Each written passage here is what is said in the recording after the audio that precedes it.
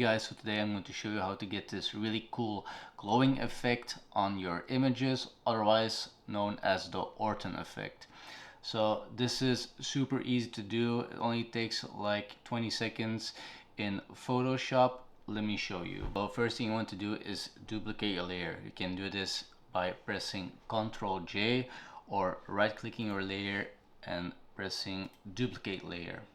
So now with the new layer selected, you're going to want to go to filter, blur, press lens blur. You can also do this with Gaussian blur, but I prefer lens blur. It's pretty much the same effect.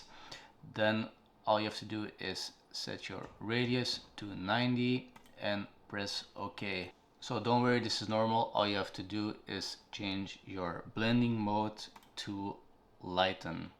So you will see the effect clearly now. The only problem is it's very strong. So what you can do now is go to your opacity and use this slider right here and choose how strong you want the effect to be.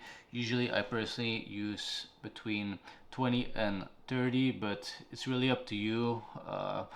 If you like it to be very strong, go for it. It's your creative freedom. In order to really show you guys, let's set it to 60. Then another thing I like to do is I like to brush off some parts, mostly my model's face. I already make my model's face soft in Lightroom, and sometimes I find the effect a little bit too strong and the skin will become a little bit too soft in the face. So you can change this by creating a layer mask. Just go down here, click create layer mask. Then with the layer mask selected, all you have to do is press B or press the brush tool right here. Make sure your brush is set on black, so black removes and white reveals. So with your brush set on black, you can like brush your model, and as you can see, now the effect will be removed on the face. So if you want to add it back in, change it to white and you can add it back in.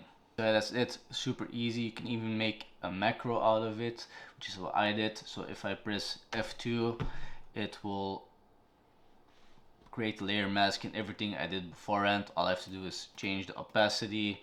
It's already set to the brush and everything, and I can brush the things I need. So super easy. I will show you how to make a macro in another video. I had some people DM me asking me how I made this glowing effect. It's super easy. There's literally nothing to it. Anyways, hope you guys enjoyed this video. Don't forget to like, comment and subscribe, and I will see you in the next one.